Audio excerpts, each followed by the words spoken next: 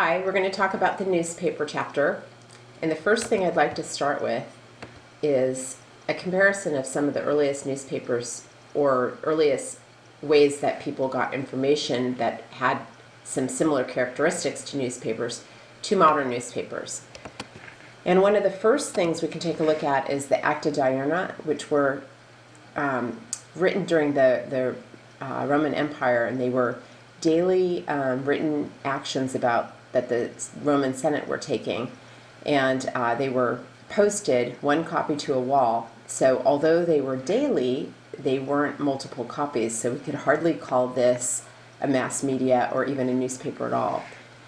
Fast forward many hundreds of years, and we get Corantos, the one-page news sheets that were printed around the 1620s in Holland in English and shipped back to Britain. So these were multiple copies, but not daily, and they weren't written locally either. So they set us up for what newspapers might look like, but they're not mass newspapers yet. When we jump the ocean over to the colonies, we get our first newspaper, and you'll see a picture of it in your textbook. It was called Public Occurrences, both foreign and domestic. The publisher was Benjamin Harris, and it was published in 1690. It lasted only a single day. And what you need to know is that as early as the 1660s, Massachusetts had a statute saying that nobody could publish without prior approval of the government. So here we jump forward 3 decades, and this is still going on, and Benjamin Harris tries to publish this newspaper, but it's suppressed after a single edition because, as you might guess, it is critical of the government. Then we jump forward to the Boston Newsletter, which was published 14 years later, and this newspaper, rather than being suppressed, it lasted around 60 years. You can see the picture here. And as you might guess, the reason it was able to last is because it was complimentary of the government, not critical of it. Some other interesting things to note about colonial newspapers at the time, just to kind of give you a visual, is that they were about 4 pages, and they were about half the size of modern newspapers. They didn't really have headlines, as we know. You can see from this picture, all small type, and the amount of copies that could be printed an hour at this time were about 200 copies an hour. Now, bear in mind, this is such a major increase, right, because of the printing press, but from doing it by hand, no comparison. But nothing like what will come later during the 1800s, where we start to have all those developments in the printing press and other technologies.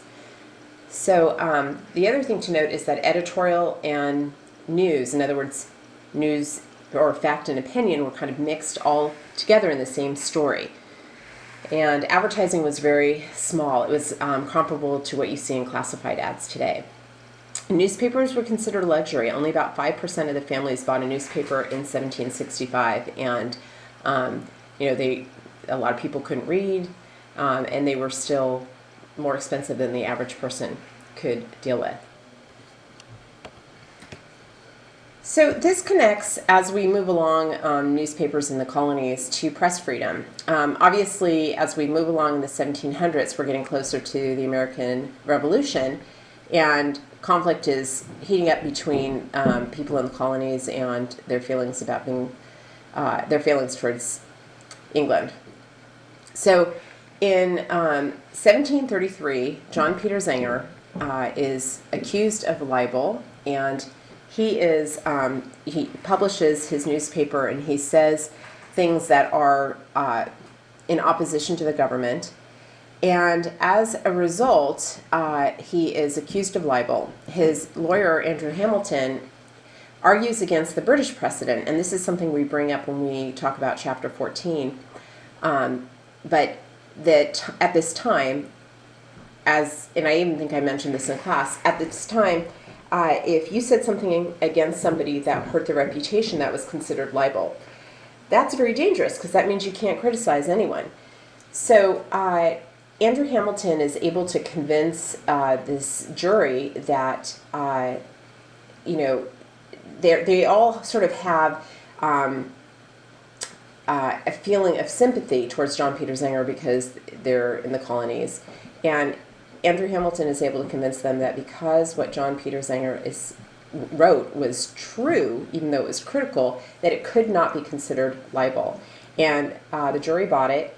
And this established a precedent here in the United States about libel, which is that it has to be something untrue in order to be libel.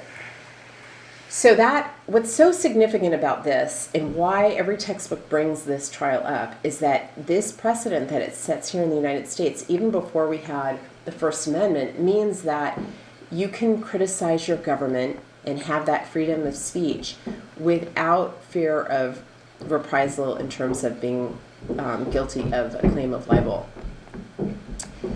Now, fast forward to after the American Revolution, and you'll see that's kind of codified in the Bill of Rights and the First Amendment for this freedom of speech. But as always happens when you have a revolution, is that then people get into power and then they start to implement their own rules. And so we get a little bit of a backsliding. We get the Alien and Sedition Acts in 1798, which a part of which is that you, again, will have a hard time criticizing those in power. But thankfully, this is removed after a pretty short period of time. It's a good thing, too, because just to give you an idea of how much this was backsliding, here's some language from it. The Sedition Act made it a crime for American citizens to, quote, print, utter, or publish any false, scandalous, or malicious writing about the government. So it didn't just say false, it said scandalous or malicious. So you can see it was quite a backslide. But again, it was repealed after not very many years. So that brings us up to the 1800s. And now we're a nation. And it's in the 1800s that we're going to get modern newspapers. So what sets the stage for this? Of course, the Industrial Revolution is what sets the stage for this. And this is our first mass medium, because you remember, although books were around for eons, and although we already covered books in the first chapter, books do not come a mass medium until when? The 1860s. Newspapers are going to be our first mass medium. So what contributes to this? Of course, as always, increased literacy. As we're going through the 1800s, we're going to see more and more of this, and you'll remember, particularly as we hit the mid-1800s and beyond, we start to get compulsory education. Urbanization, again, moving off of the farms on into the cities and working in factories and other places, and of course, that means you have a little bit more money and a little bit more time. And of course, technological advances are happening, as we've talked about. And those also bring the price down. But that's as we go along in the 1800s. Before we get to the mid-1800s and beyond, something really, really significant happens, which is that we get the first penny press in 1833. Now, our textbook and most textbooks talks about Benjamin Day as being the first person to do penny press, and he's credited with it because he's the first one who really makes it a success. But there's some other people who tried out what he did around the same time period, but not with the same success that he had. So he's credited with this, and his big contribution, of course, is that he sells his newspaper for a penny. That's why it's called the penny press. And don't get this confused with the printing press, by the way. So he sells his New York Sun for 1 penny with the idea that he'll garner a larger audience, more eyeballs, and that he can then tell advertisers, advertise in my newspaper, I've got a massive readership. So he does that. And he also does some other things, and I want you to pay attention to this. He and other penny press publishers, because this begins to really catch on, and other papers start to do this as well. They start to sell their newspapers for a penny. They start to hire editors, and they start to give different types of news. So up to this point, newspapers might deal a lot with politics, business, things of those sorts. But the average reader also wanted other types of information. They might want to know about, the adulterous things that were going on, or the murders, or whatever, crime stories, kind of the if it bleeds, it leads type stuff. So Benjamin Day, for one, hires an editor named George W. Winsner and pays him $4 a week to have him get up at 4 a.m. to cover police court sessions. And Winsner tells these stories in very dramatic and provocative ways that really interest readers. And then the newspaper gets another reporter named Richard Adams Locke, and he kind of goes a little nuts with this. He not just covers police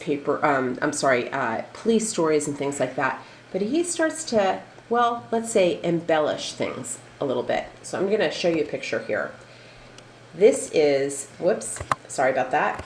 This is the moon hoax. So take a look at this picture. Take a good look at the winged creatures and all of this stuff.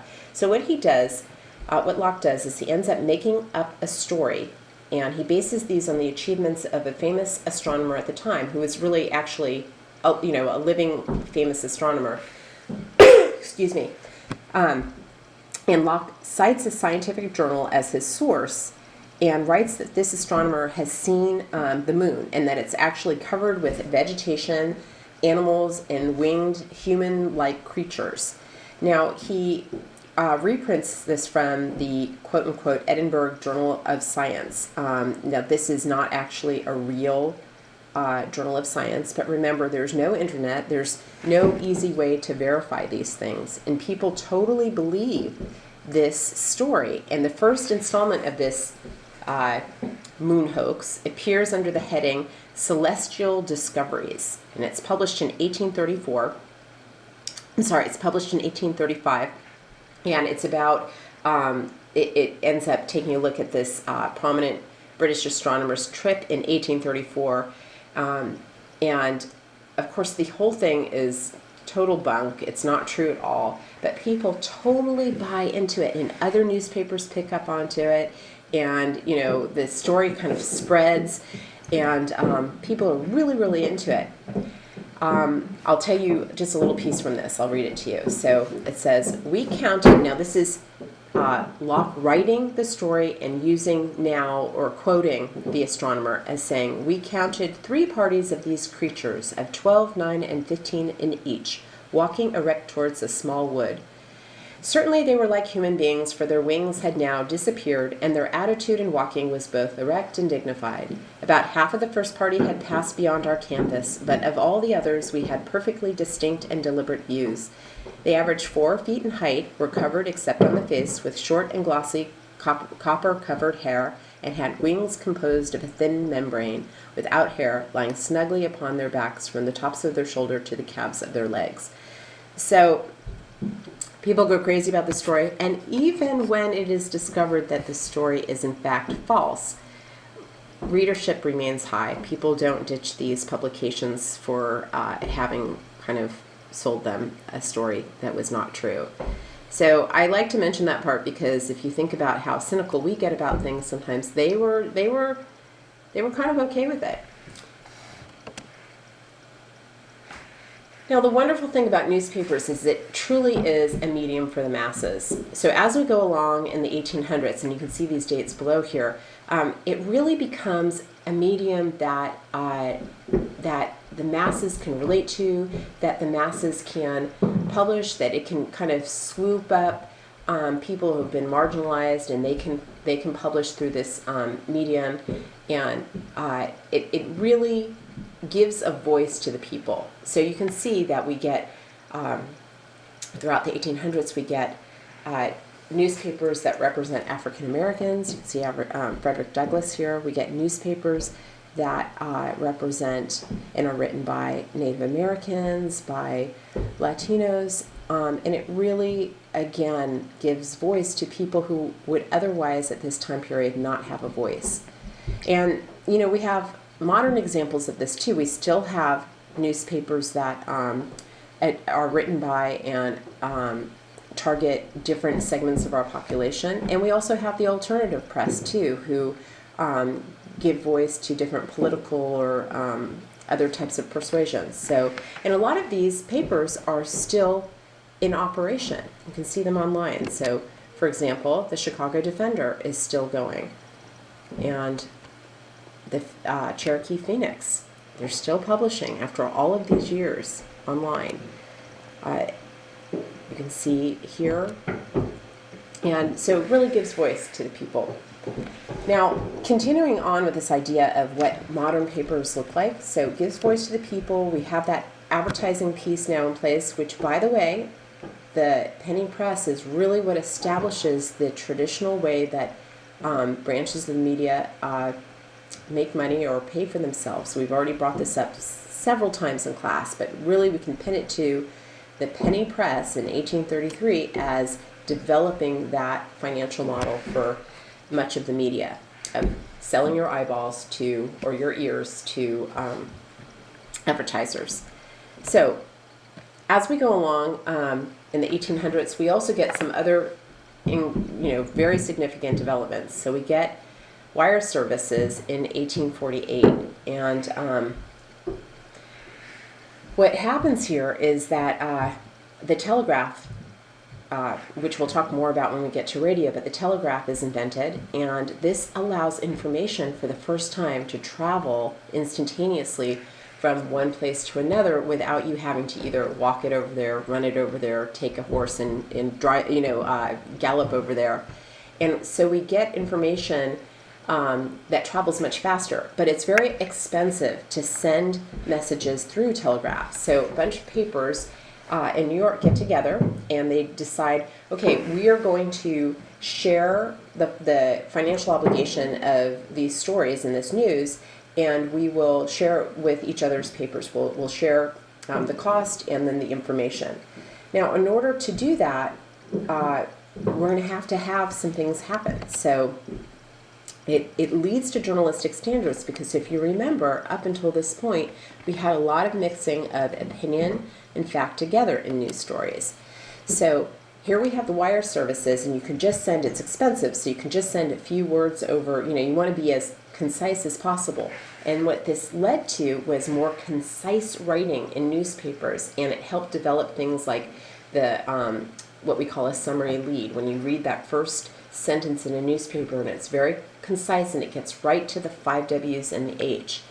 It also led to the inverted pyramid. Now, this is not the only structure for newspaper writing, but it's this idea that the most important information is there first, then the second most important piece of information comes next, and so on until the very end of the story has the least important information there. And again, this develops out of wire services and kind of the expense of sending these stories or these pieces of information through the telegraph.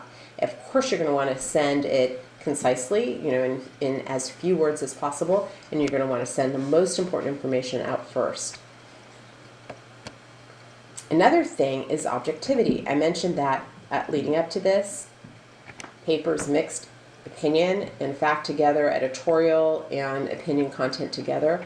Well, if all these papers are coming together to share the expenses and share the information, and they're coming from different political, different parts of the political spectrum, if they send the information out in a way that has a bunch of opinion, it's not going to work for everyone. So this is the moment in time where opinion gets stripped out of the news, and therefore an opinion gets put on the opinion pages, and the news becomes more objective because it's now being shared with everyone.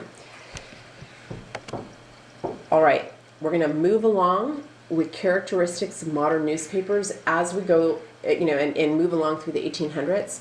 So here you see a cartoon, and this is the Yellow Kid. It was considered the first American comic strip character, and the guy who did this, Richard Felton Outcalled, he also invented the Buster Brown character, and I don't know if any of you know what that is, but sometimes my older students will know what that is. And his character here was just so popular that he started it first at Joseph Pulitzer's New York World, and then William Randolph Hearst enticed him to switch the cartoon to the New York Morning Journal.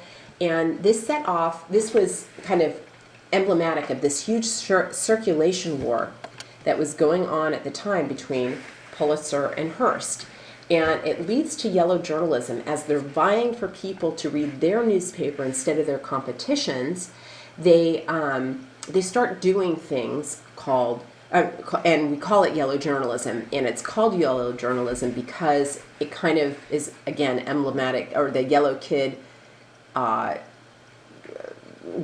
war, but like the fact that this cartoon bounced around back and forth between these two newspapers to try to entice readers to go to that particular newspaper. That leads to the name yellow journalism. And the characteristics of yellow journalism are that we get large headlines that vie for your attention. We start to get big front page pictures and more cartoons and lots of photos, because now by this time we have photography, and we get illustrations. And we just get a lot of those things that start to make newspapers in a sense more visual. And we have, of course, a lot of that left over today.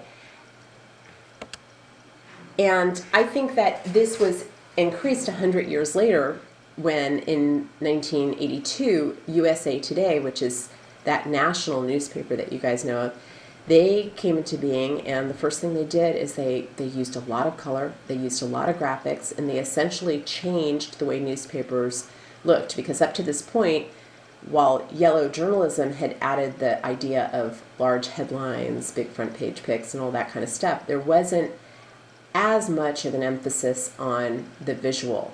But once USA Today came in and really upped the ante on that, we saw newspaper after newspaper have to start to adopt the same characteristic. Okay, so now let's go to this idea of how each time we come out with a new branch of the media, the old branches of the media experience some threat to their own viability. And this is a theme that you're going to see now as we move forward, coming up again and again. And so you'll recognize it, particularly when we get to radio and television. But it starts with newspapers, and so we have all of these characteristics now that have emerged that create modern newspapers, from wire services to yellow journalism, the penny press, all of that stuff. As we go along in the 1900s, moving out of the 1800s, we start to see all these other branches of the media develop. So first, radio comes along in the 1920s as a mass media, and of course, that is the first branch of the media to be able to get the news out instantaneously, and newspapers are totally threatened by this. As a result, in the early 1930s, there's a lot of struggles between radio execs and newspaper execs vying for a slice of the audience.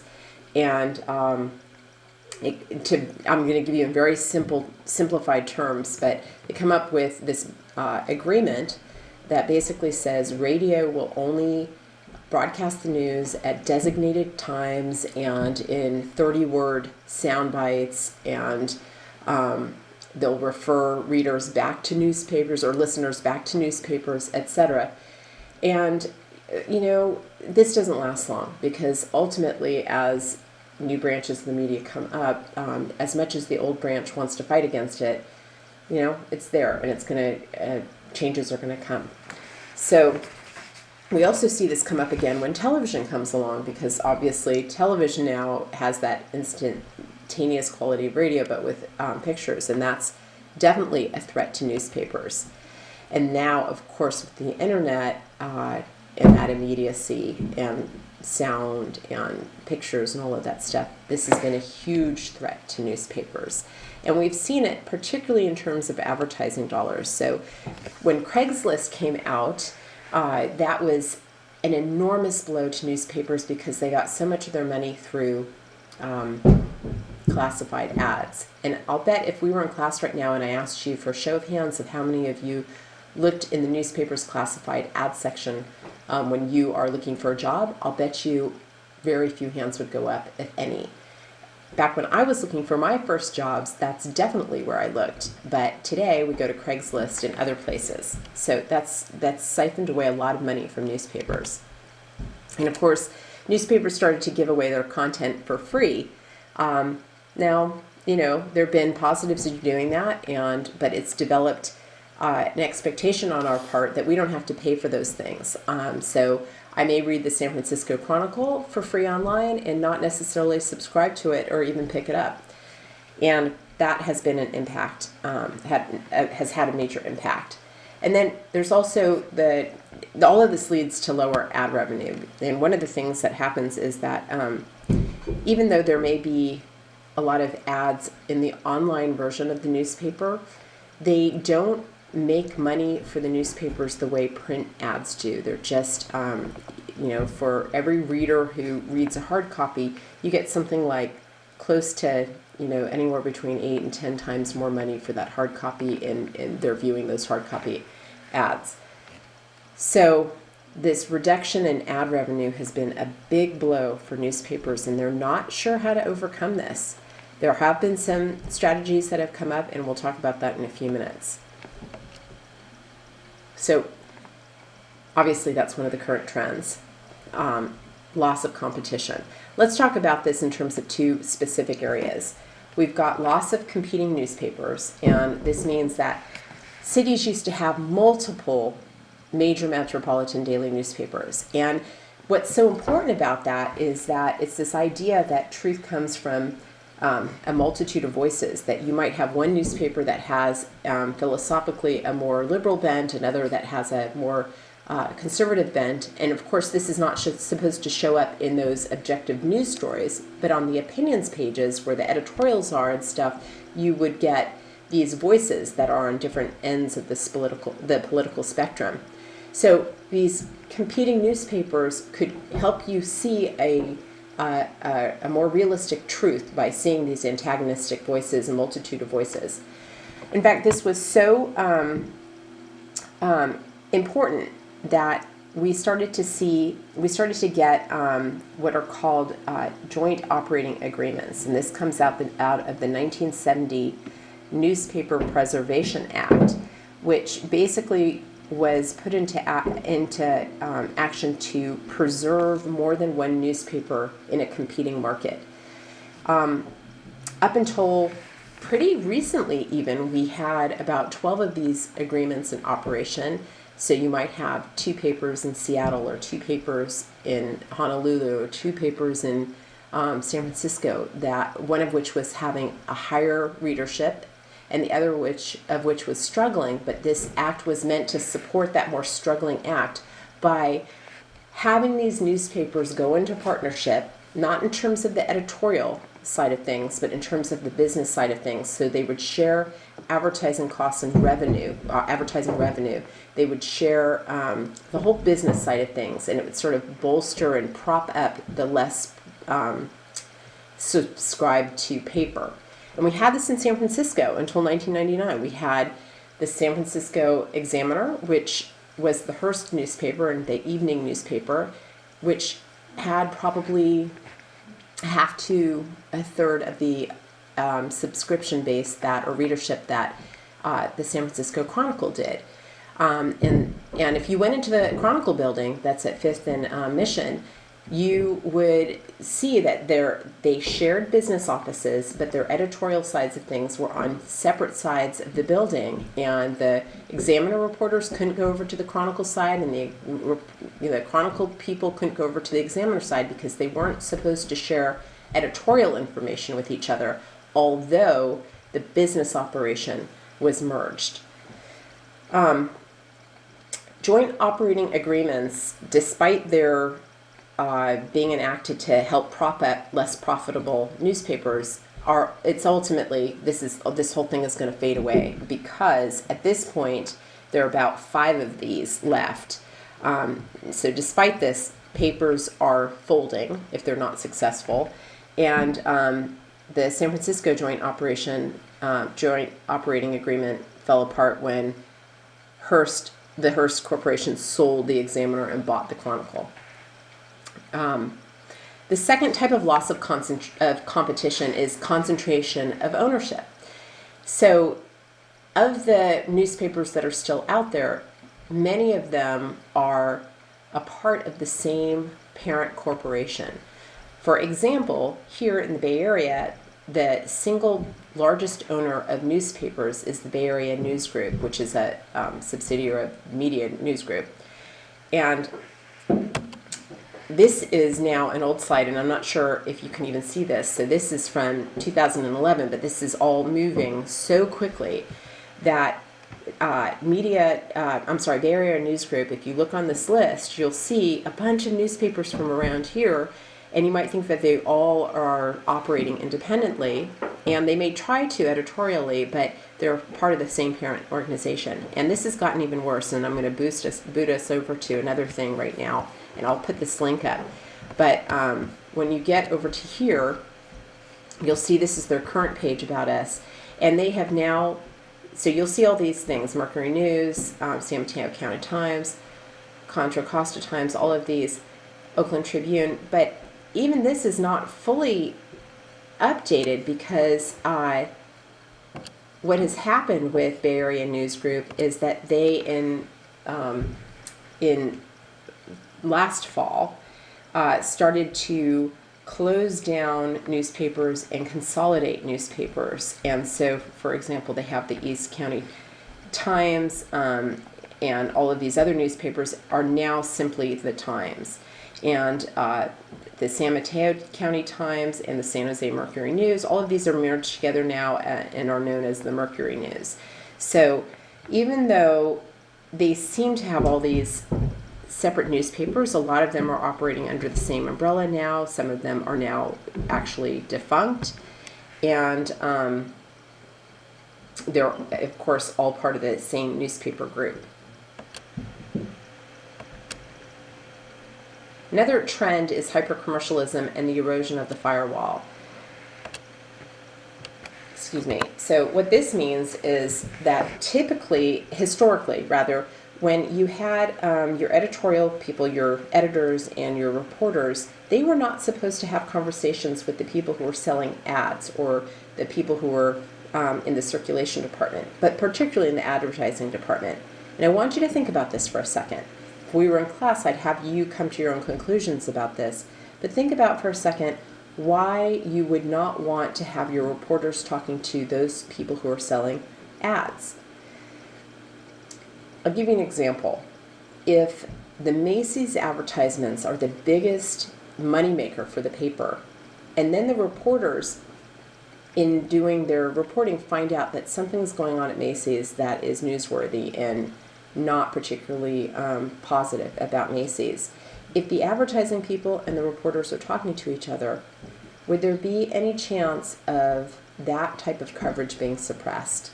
Well, many people think so. So there's supposed to be a firewall between editorial and business so that they don't talk to each other, so that reporters are not persuaded to not run stories or to run certain types of stories. And then in terms of hyper-commercialism, it used to be that the front page of a newspaper was absolutely sacrosanct. You would never put an advertisement on the front page. And now we're starting to see banner ads at the bottom of newspapers on the front page. So we're starting to see that creeping in of advertising content. Obviously, another trend is convergence, and we've been talking about this all along, and we just brought it up before. You know, newspapers are online, and online sites have also cut into newspapers' profitability. So the internet has completely disrupted how newspapers make money, and it's been a challenge. So much of a challenge that if you look at the slide here, I can tell you right now that when I first did this slide, things were happening fast and furiously, and things are still happening rapidly. So here you can see in 2008 and early 2009, a lot of papers folded, and I'm going to put a link to one particular story about a newspaper folding, and I'd love for you to watch it. But there have been cuts either cuts to newspapers, and basically this has happened in three ways. Either newspapers have folded, or they have cut their staff, sometimes by half, sometimes by a third. They've had layoffs and buyouts. And the third way they've been impacted is some newspapers have had to stop printing as many times a week. They've gone from a daily to, publishing 2 or 3 times a week. And some of the newspapers have stopped printing a print version altogether and have gone online, like the Christian Science Monitor, which was such a well-respected publication and now has moved online, simply online.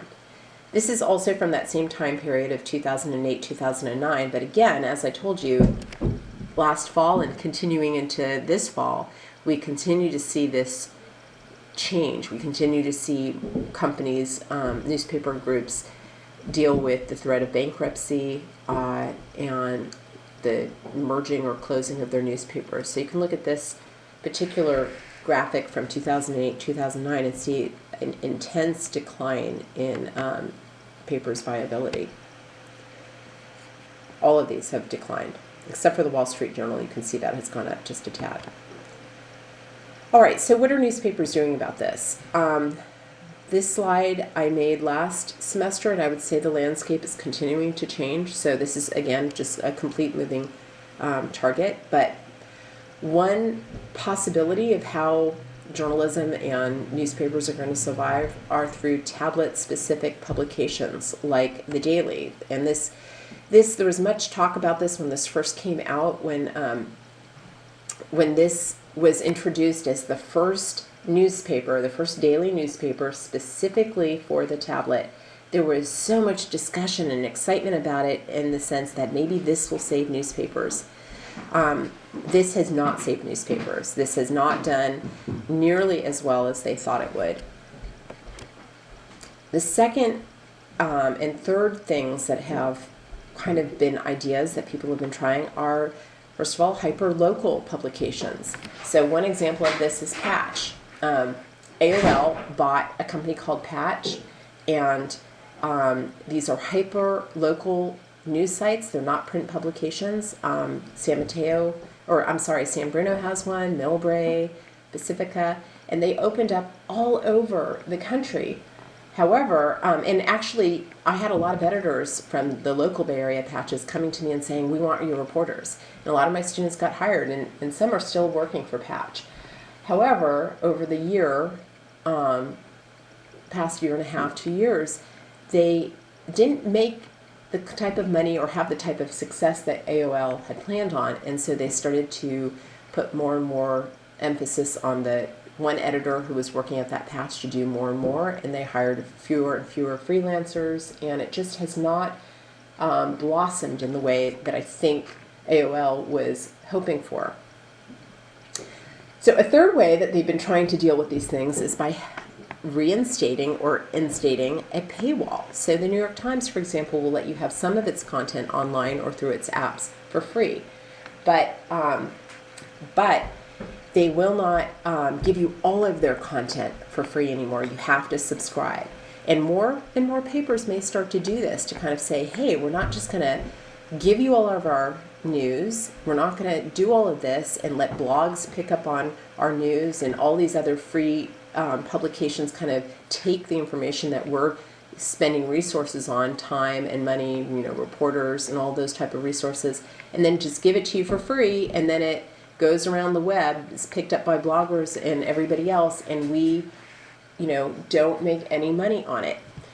So some of them are starting to instigate paywalls. This is completely, we don't know what's going to happen with any of this, and this will continue to develop. So there you go, there you have it. I hope you stayed with me, and I am looking forward to working on some of the more interesting aspects of this history on